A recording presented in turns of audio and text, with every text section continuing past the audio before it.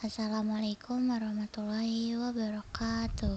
Saya Fadila Nur Hasanah, NPM 2478242. Pada praktikum paket Result Troubleshoot Ether Channel ini, tujuan utama yang ingin dicapai adalah memahami proses troubleshooting pada konfigurasi Ether Channel serta mengidentifikasi penyebab umum kegagalan Ether Channel pada jaringan switch Cisco. Praktikum ini menekankan kemampuan analisis dan pemecahan masalah, bukan hanya sekadar konfigurasi.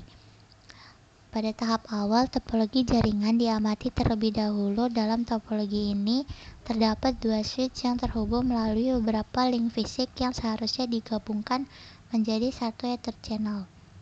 Secara desain, Ether Channel diharapkan berfungsi sebagai satu jalur logis dengan bandwidth yang lebih besar dan redundansi yang lebih baik. Langkah pertama adalah mengakses switch melalui CLI.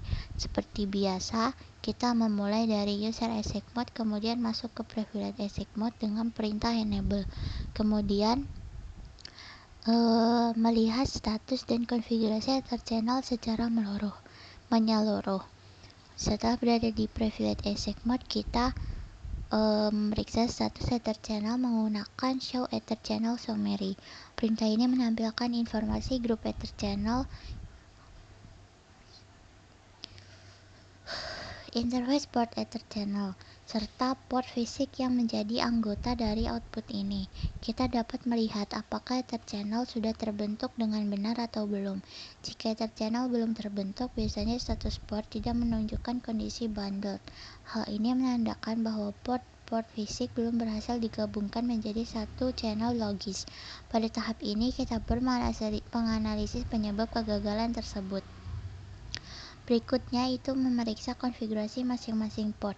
Hal ini dilakukan dengan menggunakan perintah show running config interface atau show interface switch port.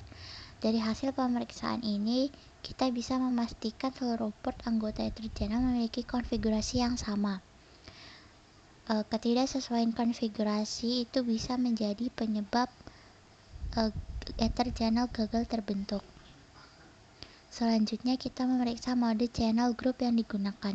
Perintah Ether Channel group harus menggunakan mode yang sama di kedua sisi switch, apalagi satu sisi mode menggunakan active mode dan sisi lain menggunakan mode on atau desirable, maka proses negosiasi Ether Channel dapat gagal. Selanjutnya kita memastikan bahwa protokol yang digunakan konsisten, apakah menggunakan LSCP atau PAGP. Perbedaan protokol antar switch akan menyebabkan Ether Channel tidak dapat terbentuk. Setelah melakukan koreksi konfigurasi pada port fisik, langkah berikutnya adalah memeriksa interface port Ether Channel. Pemeriksaan dilakukan dengan perintah show interface port channel. Dari output ini kita dapat memastikan apakah interface logis Ether Channel sudah aktif dan membawa traffic dengan benar. Selanjutnya kita melakukan pengujian konektivitas dengan mengirimkan traffic antar perangkat yang terhubung melalui Ether Channel. Jika sudah diperbaiki dengan benar, traffic akan berjalan dengan normal. Dan apabila masih terjadi masalah, troubleshooting selanjutnya dapat dilakukan dengan memeriksa log sistem dan status interface secara lebih detail. Pendekatan troubleshooting dilakukan dengan sistematis, dimulai dari pemeriksaan status, analisis konfigurasi, hingga pengujian ulang.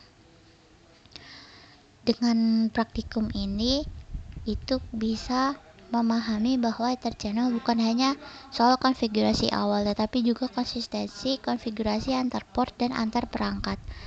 Nah, sebagai penutup dapat disimpulkan bahwa troubleshooting Ether Channel membutuhkan pemahaman dalam mengenai konsep Ether Channel, STP, dan konfigurasi switch, serta melakukan analisis yang terstruktur dan menggunakan perintah verifikasi yang tepat. Permasalahan Ether Channel dapat diidentifikasi dan diperbaiki secara efektif. Praktikum ini melengkapi pemahaman mahasiswa terhadap implementasi dan pemeliharaan jaringan layer 2 yang bagus. Baik, itu saja yang dapat saya sampaikan. Saya akhiri. Wassalamualaikum warahmatullahi wabarakatuh.